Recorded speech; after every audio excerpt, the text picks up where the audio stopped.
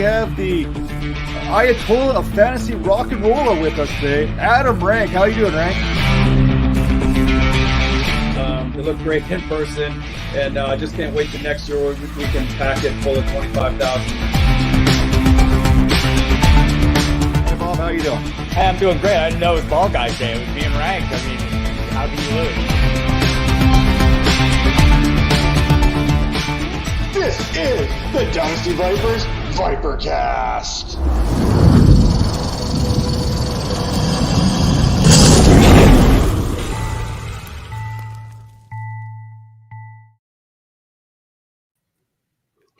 Hello, and welcome to another edition of the Dynasty Vipers Vipercast. This is episode 111, give or take. I don't really keep track. I just like to throw a number after each episode just to make it look like we know what we are doing.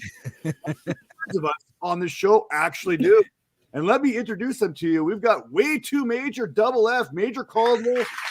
If you listen to us on audio, it doesn't really matter, but he's here right beside me. Major, how are you doing tonight? I am good. Happy to be on the show with the whole team. I mean, minus one, but with the core group here from the season. I'm messing that all up. I'm just trying to say I missed you guys. Well, it's good to get our group of three back together because joining us after a 1 week absence, Tera Roberts at It's Tera Time is back with us once again. Tera, how are you doing? I'm so tired. I'm getting back into the swing of football. Felt oddly guilty not talking about football for almost like 2 weeks. Like very weird. You miss it. It's a strange thing, but you know who likes to talk about football? Fantasy Points Media Group, who is bringing the Vipercast to you once again this week. Head over to fantasypoints.com right now. Right up into the Super Bowl, you can get 30%. That's 30% off that subscription. One of the best bang for your buck subscription services out there in all of fantasy football. That's fantasypoints.com. Do it right now. Now, things that we need to do right now, we need to talk about several huge news update type things. One happens to be what to do, Tera, with Aaron Rodgers. Is it too soon to start talking about Aaron Rodgers? Or can we talk about Aaron Rodgers? I mean, we're going to talk about him. We're not going to talk about his vaccination status because he wants no part of that right now because apparently he's been hearing plenty of that recently. But where do we go from here with Aaron Rodgers? Tera.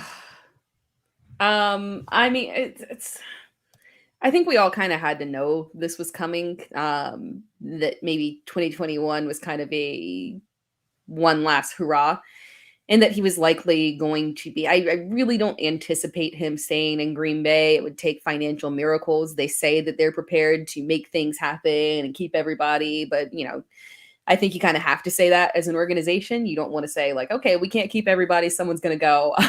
So unfortunately, I think it's kind of just lip service right now.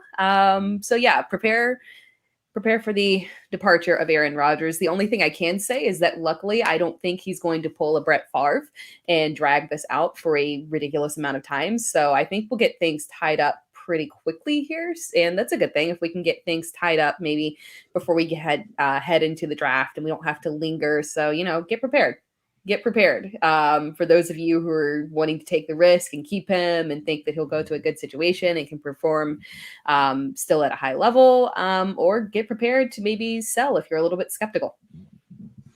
Well, one of the things for everyone listening right now is the Packers are about $40 million in the rear when it comes to the salary cap. There's only one team that's worse than them, and we'll get to that in a second. But if we see Aaron Rodgers go to the AFC, if that's a possibility, I know we've heard connections to the Steelers, to the Broncos, seem to be the most prolific teams that we hear in mentions of Aaron Rodgers. Does Rodgers become like the seventh best quarterback in that conference now? I mean, we talk about all the great quarterbacks right now, the Josh Allens, the Patrick Mahomes, Joe Burrow, Justin Herbert, Lamar Jackson. Where does Aaron Rodgers truly stack up amongst these young signal callers in the AFC? I mean, for me, he's still Aaron Rodgers. There's no physical decline or anything. I know he's a little, of a higher age than a lot of those young guns over there in the AFC.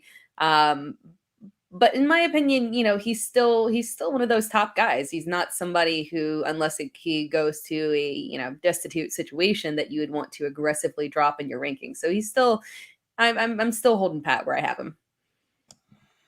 And then Major, over to you here. We just talked about 40 million being a bad number when it comes to cap. What's your thoughts on 74 million? And if you were a coach of a team that was 74 million in the hole, what are you doing? You just going to walk out and leave on this? Or are you going to pull like the Sean Payton? We're talking Sean Payton here, who is not retiring, but he's certainly not coaching in New Orleans next season. Major thoughts? Yeah, I'm taking that TV deal as soon as possible, especially with the quarterbacks. If you were in that much, I shouldn't call it debt, but if you didn't have any cap room and you have a really good quarterback, maybe you can salvage that. But without a quarterback and so much without any cap room, you are screwed. So I think he did the smart thing. If I'm Miami, if I'm anyone, even if you have a coach and that team is not that good, I'm going to make Sean Payton a deal he cannot refuse. I'm going to back up the Brinks truck to his house. I'm going to give him whatever he wants, make him the highest paid coach ever. But yeah, you want him in the system. And I think Miami should be that team that's really trying to give him anything he wants. Do you feel that maybe he did New Orleans dirty with that cap, with that restructuring and that new contract to Taysom Hill, and he's not even going to be there to watch the fallout of it going next season? Taysom Hill is the reason why he's leaving. I don't know if the team kind of told him like, hey, we need to get you up out of here, or it seemed like it was his decision, but you never know behind closed doors. But that deal is like, I think that's going to go down in one of the worst deals in Saints history. Yeah. Well, speaking of bad deals, thoughts on the overtime rule? We've been hearing all about overtime. The game between the Chiefs and the Bills, maybe one of the best games we will see all season, literally came down to a coin toss simply because neither defense could stop the other team. There was no stopping Patrick Mahomes. There was no stopping Josh Allen. Literally, the team with the ball last was going to win. Tara, what were your thoughts on this overtime? Do we need to change these rules, or are we okay with saying, you know what, Buffalo, maybe get a stop here? I mean, even before this, I've wanted to change the rules. I really like college overtime. I can understand where that might be a little, I don't know. I mean, it's fun when you go into like a 7 overtime, college overtime. But I mean, you could even adjust it for the NFL and maybe start them at the 50 and make them go a little bit further. So it's not realistic that, you at least have to move the ball some in order to, get the field goal kickers in range. But yeah, I've been a proponent of wanting to change the overtime rules, because at this point it's just kind of ridiculous. When you get, I understand the concept of like, the defense needs to stop them. But when you've got these two quarterbacks, these two prolific quarterbacks, clearly neither one of these defenses were going to be able to stop them. What defense at that point, with the hot streak that they were on at that point, what defense in the NFL was going to stop either one of them? So in my opinion, it really did come down to a coin toss. I do want to see the rules changed. Yeah, Major, your thoughts, sir? Yeah, I think we should. Each team should have a chance to score, and then have like a running clock or something like that. Not a full quarter, but maybe do like half a quarter and see what happens. And just let them play it out. It's more TV ratings, more money for them. Like, it's more revenue. So why not extend the games? Well, one way to avoid extending the game, bringing in the Rouge from the CFL. You kicked that ball through the end zone. That's 1 point for you right there. Let's add some more scoring. Okay, maybe not. Maybe it's just the Canadian Football League here. Now, Tara, what was the biggest surprise for you from those divisional matchups? Was there anything that you kind of pulled from that? Yeah, kind of an interesting surprise, really, just how incredibly balanced that Bengals offense was from a pass perspective. You had Jamar Chase with 5 receptions, 109 yards, T. Higgins with 7 receptions, 96 yards, CJ Uzama, 7 receptions, 71 yards. And, it wasn't like Burrow had an insane day. He was very good from a pass perspective, but it wasn't that 500, almost, 500-yard game from previously towards the end of the season. So when I look at this and I look at that balanced attack, the fact that everyone was able to get involved, be relevant, have good fantasy numbers, I'm kind of looking forward to seeing if they're going to re-sign Uzama and move forward with that core right there.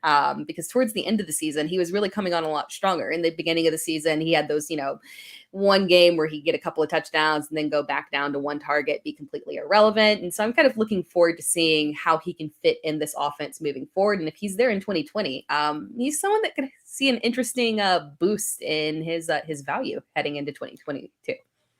It's nice that you brought up CJ Uzama's name, because this is not just a preview show for the championships. This is also going to be a little bit of a tight end special a little bit later, the little tight end watch list, a little dynasty tight end rankings coming a little bit later. But Major, what was your biggest surprise from the divisional round? I was super surprised that Jimmy G did not give that game away. He tried. He threw the pick, and there's a play that no one's talking about, but it was a toss play, tossed it to the running back. He threw it so hard, like the running back had to, if he didn't catch that ball, it would have been all bad. But kudos to Jimmy G. He finally did not throw away a game, and I'm proud of him for that. Like a dad, like a proud dad. Well, and for me, my biggest surprise is quarterbacks not having good games, but getting the victory. Jimmy G and the 49ers won a game against the Packers without scoring an offensive touchdown. Joe Burrow, if you would have said Joe Burrow was going to get sacked 9 times and throw an interception, put your hand up if you would have said the Bengals would have won. Now put your hand back down because you are full of it. There's no one who would have said that Joe Burrow being sacked 9 times would have pulled out the victory. And there's no one that would have said that Jimmy Garoppolo would have got the win over Aaron Rodgers while not scoring an offensive touchdown. It's just silly to me to even think of that. But now, I mean, you go back to Aaron Rodgers' draft day. Sorry there, Tera, to kind of keep ripping at the wound here. But he basically said the 49ers would regret not drafting him, yet the 49ers are basically 4-0 against him. In fact, Aaron Rodgers is 11-10 in the playoffs. Meanwhile, Jimmy Garoppolo, I'm not 100% sure. Don't fact check me here, but I think he's 4-1 in the playoffs in his career. So, I mean, did Jimmy Garoppolo really outduel Aaron Rodgers? I don't know what to believe anymore. But, I mean, maybe this is a perfect way to segue into some of our disappointments in the divisional round. So I'm going to turn it over to you, Tera. Your biggest disappointment in the divisional round. It's obvious for me, but before I go into that, Jimmy G did not outduel Aaron Rodgers, but I will say, I low-key would love to see at this point, since Packers are eliminated, so I'm like, okay, yeah, whatever. It would be kind of hilarious to see San Francisco make it to the Super Bowl, Jimmy G get the victory, and then get shipped off as a Super Bowl winning quarterback. Would that not be crazy? I kind of want to see it. That's the smartest thing you ever said on the show, Tera. Good job. I finally made Major happy. Yeah, you took a week off to really process everything, and now you're coming back stronger. I like it. God, I miss you. I miss you guys. Was there one thing in particular that the Packers, you just have to shake your head at? Because I know that was your biggest disappointment was the Packers as a whole. Yeah. But is there anything you can kind of zero that venom towards? I mean, it has to. God, I'm not going to disparage. I'm not going to disparage Aaron. It's not a fantastic playoff record. He, the performance wasn't fantastic. He might not say that he, did Patrick Mahomes or Josh Allen kind of things. But at the end of the day, that special teams was just outrageous. And you knew it was a problem. And you continued to let it roll as is, which is really the most, shocking thing about that, coaching wise, you could know that was your weakness. The defense was incredibly improved. I feel like they just wasted a defense that really came through in a big way this season compared to prior seasons. Fantastic run game and all of that. And you just kind of literally gave the way with continued poor special teams performances. So it wasn't particularly shocking. It was just kind of like, yeah, if it was gonna end this way, this seems like the way that it would have theoretically ended. So yeah, that was my biggest disappointment, unfortunately, because writing's kind of on the wall here with where this is heading now that they've lost prior to even getting to the NFC Championship, unfortunately. So yeah, that was definitely my biggest disappointment of the week. And Major, what would you like to write on the wall as your biggest disappointment from the divisional round? I mean, all the games were great. I didn't really have any disappointments. I was trying really hard to figure this one out, but I was excited. My Niners beat Tera's Packers. That put a big smile on my face. So there's and your team is not even in it. So it was just I felt good. I got 3 of my favorite teams still in the race. I know what I'm doing here, guys. It's a lot of favorite teams. I know that it's that's what you have. That's why it's a blessing and a curse. Because one hand I have 3 teams that I really like that's in the final 4, and now I don't know who to pick for the winners. So And for me, with no dog in the fight, I mean, how could I really be disappointed? 3 teams went on the road, pulled off huge victories. Every game was 3 points or less, had you on your edge of your seat. If you could even sit down for these games. But I guess if I was to single in all my disappointment into one area, Major, who did you pick to win that 49ers Packers game? I picked who did I pick? You picked the Packers. So I'm disappointed in you not riding with your team. It was a win-win for me.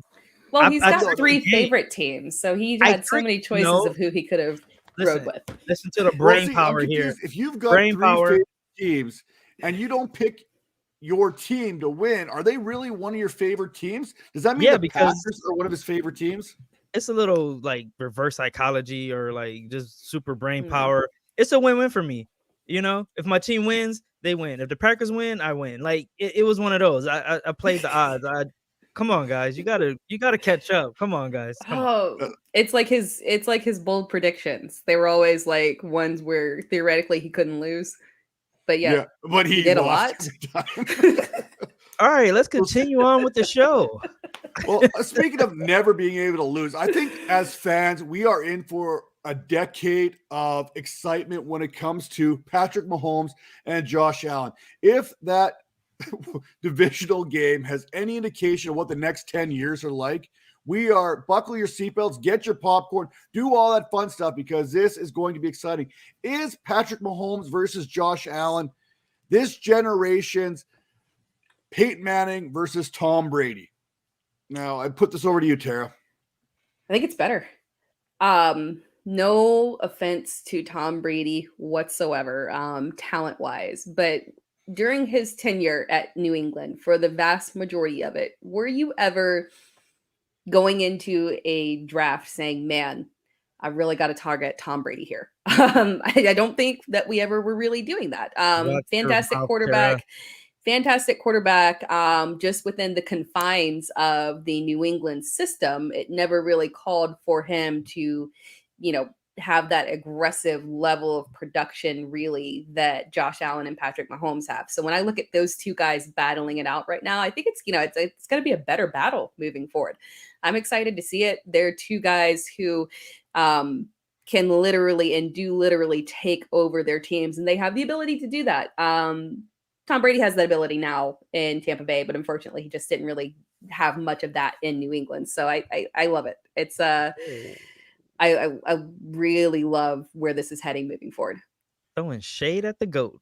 It's not shade.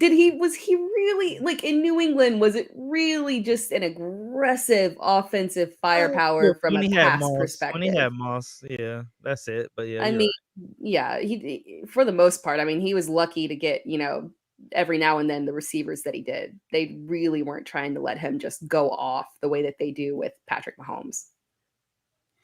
Then Major, your thoughts on this Allen versus Mahomes, this Manning versus Brady type scenario moving forward? I think it's still a little bit too early to determine if it's going to be greater or not. But if they continue at this rate, for mostly the facts that Tera was saying about, just even the way that NFL is now. It's a passing league. So, they are throwing the ball at a way higher clip than Manning and Brady did. And when they were doing it, we thought they were throwing it at a way greater clip. So, but I do think we do have to show some love to all the other quarterbacks in AFC.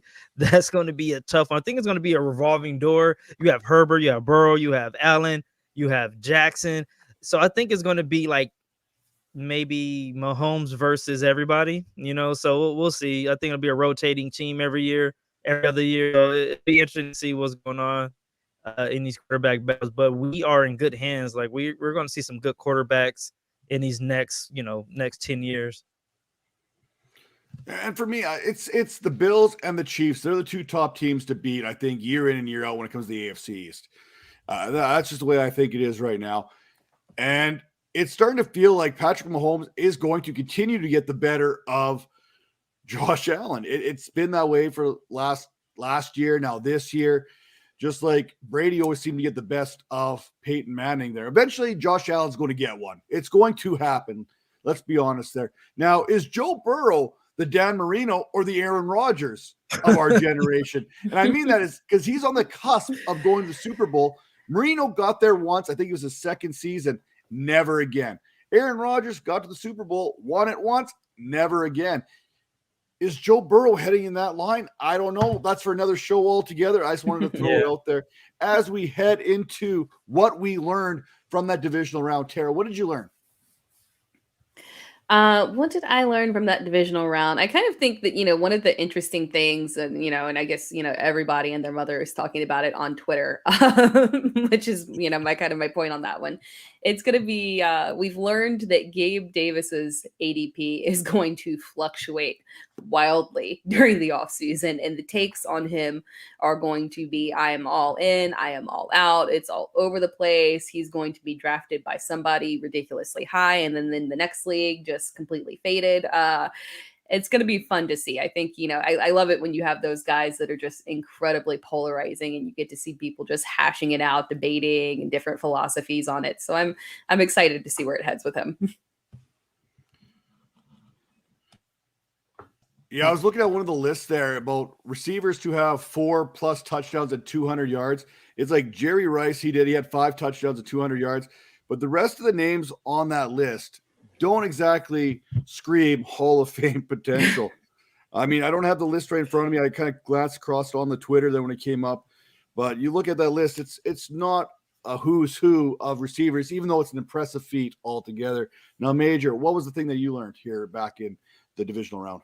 Yeah, just to add to Tara's, I was big on Gabe Davis this season.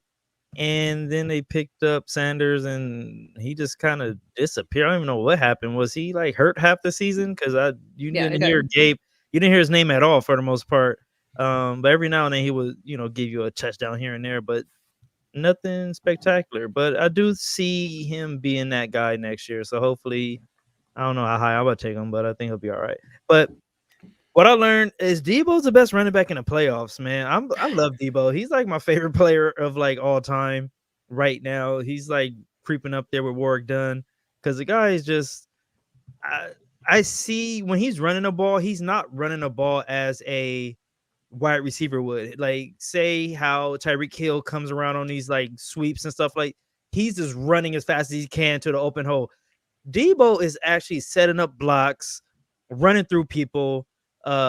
He's playing running back at a professional clip. You know what I mean? Like he's not a wide receiver to me. He's the best running back in the playoff. With all the respect to my guy Mixon, like Mixon is one of my favorites. Just his running style is dope. But Debo to me is, if we just made him a running back today, I think he would be like up there with Jonathan Taylor and the other guys you want to put up there.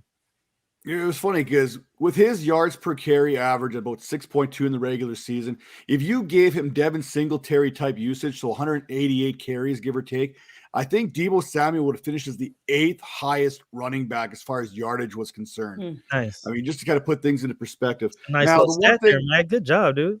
Yeah, I did it for a video or something, so I had it written down eventually. Now, the one thing I learned right now is, I'll be honest, I'm a better dancer than Jackson Mahomes.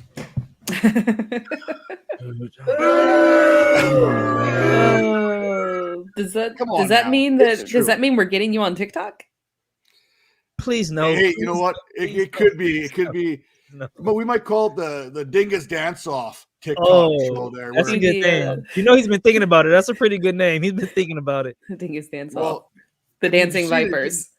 you can go back in there. I can bust out a pretty mean reverse worm. So, you know, we don't wanna see can have a little bit of fun with that. Now, let's get into some predictions here for these championship games. Starting with the AFC, we've got a rematch in which the Cincinnati Bengals won the first go around, but that game was in Cincinnati. This game is in Arrowhead. Chiefs, Bengals, Tara. I am doing something very innovative here with my prediction, and I am literally I'm literally flipping the scenario. I think that the Chiefs are going to win this time. Instead of losing 31-34, they're going to win 34-31. I still think it's going to be a fantastic game. I have the utmost confidence that Joe Burrow will perform to a high level. We'll get great offense on both sides. But when you look at that prior game, he had to, he threw 30 of 39, 446 yards, 4 touchdowns, a fantastic feat. The likelihood of that happening again in order to get that 3-point victory over Kansas City, I don't see it happening. So in my opinion, I think he'll come slightly back down to reality on earth in terms of those statistics, and that'll give the edge there to the Chiefs and Patrick Mahomes. Major, point, counterpoint. Tera Point is the reason that I was leaning towards the Chiefs, because it's kind of hard to, what does he say, strike lightning in a bottle twice or whatever. It's going to be hard. Joe Burrow played like a perfect game. He was 30 for 39, 446 yards, 4 TDs. Jamar Chase exploded, 11 receptions, 244 yards, 3 touchdowns. So I think the key to this game is going to be Joe Mixon, and I think the Bengals are going to win 28-27. Now, normally I would I could support you here a little bit. Tre'Davious Ward, he went in there and he shut down Stephon Diggs last week. I think he held him to 3 catches for 7 yards. Again, you mentioned Jamar Chase, 266 receiving yards. There was no stopping Jamar Chase back in that, week 17 contest. Mm-hmm. I don't think that's going to stop this week. I think get your popcorn ready. This is going to be Bills Chiefs all over again. And you know what? Hootie! Get your Skyline chili ready for this one. Cincinnati, you are going to the Super Bowl. I'm calling it right now, 36-33 Bengals. I'm all in on Joe Burrow, at least to get to the Super Bowl. Does he get there again after this season? I don't know. But let me add also, I think ignorance is bliss. Like, I don't think the Bengals even know what they're doing. They're just like having fun and playing. And to me, that's super dangerous. It's a lot of pressure on the Chiefs to get there again, So they're just playing with house money right now. So the Bengals have a great opportunity to shock a lot of people. So we got Tara taking the Chiefs 34-31. Yes. We got Major taking the Bengals in an upset 28-27. And then we've got myself taking Houday Nation 36-33. Icky shuffling all the way to Southern California, to Los Angeles, to the Super Bowl to take on our winner of the NFC Championship. Tara, we've got round 3, round 7. I don't know how you want to describe it between the San Francisco 49ers and the Los Angeles Rams. The 49ers won both these games this year. They won the 2 before that. Actually, they won the 2 before those 2. They're coming in on a 6-game winning streak against the Rams. Tara, who do you got in this contest? I get the logic of, the Rams, they got to get one, but it's something about Kyle Shanahan has a chokehold on these young coaches for some reason. I mean, just, that horde of guys kind of, the McVays, the, Matt LaFleur, the Cliff Kingsbury. For some reason, in that whole little grouping, Kyle Shanahan just has he just has their number in general. And it pains me to admit that because he drives me crazy from a fantasy perspective, but I just have, I think he is, again, going to pull out the victory here. I'm saying San Francisco 23-16. You get yourself a close one. I love how you mentioned that little connection between McVay and Shanahan. Back when both of them were coaches in Washington, the offensive coordinator was Shanahan, the tight ends coach was McVay, and somewhere in there, I think LaFleur might have been the quarterback's coach there. So that's where all that connection kind of comes together in Washington. Major, who do you have? I'm going to go with the Rams. It's really hard to beat a team 3 times in one season. Like, that is that's a really hard thing to do. So I'm leaning on that side. It was super close for me, though. I love both of these teams. They're both your favorite teams, right? They're both my favorite teams, along with the Bengals and along with the Chargers as well. But I think it's going to come down to the quarterbacks and who is going to turn over the ball the least. There's going to be turnovers, but who's going to do it the least? Just the average between the yardage in both of the games. Who is this here? Who do I have here? Oh, Jimmy G is at 249 yards and Maddie is at 240.5 yards. Jimmy G's thrown 3 touchdowns. Matt is thrown 4. But Matt has followed that 4 touchdowns up with 4 interceptions. And Jimmy G has followed his 3 touchdowns with 2. So to me, that's a pretty even, they're zeroing each other out. But I don't know. It really depends. Whoever has the least amount of turnovers in this game is going to win the game. But I'm going to give it to the Rams to play the Super Bowl at home. That's going to be awesome. There is no way the Rams are going to let the 49ers change in their dressing room. 0% chance of that happening. Now, I will break these games down as well as the Bengals and the Chiefs here, probably Thursday when my primetime previews come out for both these matchups. I've already got all the paperwork done. I talked about a lot. For me, it comes down to that offensive line. Nick Bosa, 2 sacks last week. Absolutely wreaked havoc. That Week 18 game, the 49ers got to Matt Stafford 5 times. I think they hit him 13 times. Eric Armstead, 6 sacks in the last 4 games. Now, on the flip side, Trent Williams tweaked that ankle. That's something to keep an eye on for the 49ers. And you can't have a chink in the armor there when it comes to facing this Rams pass rush.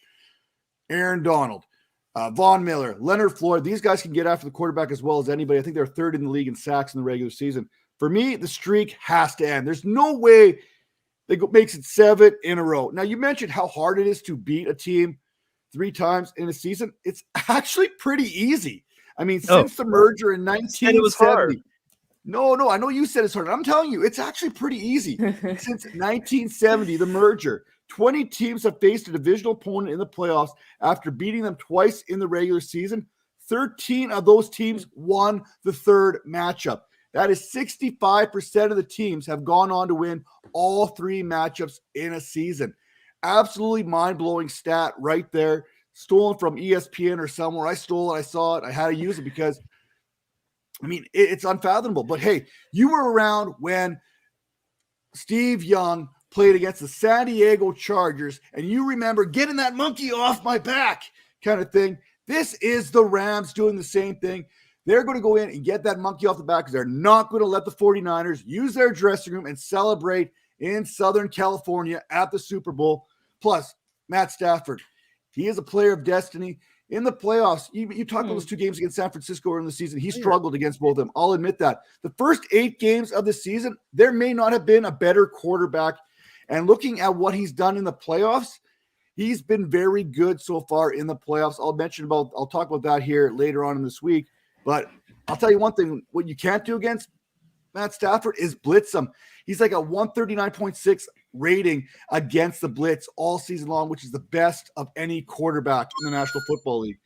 So that's kind of how I break that down. And by the way, 2 good tight ends. George Kittle finally got on the right side of the stat sheet here in the last game in the divisional round. And Tyler Higbee's been playing some pretty good ball in the playoffs. I use that term loosely in the playoffs because he was struggling mightily down the stretch. Got it right. And just as I do that and we segue into the next part of the show, we are going to talk about our tight end watch list. So stick around. More on that here in just a second.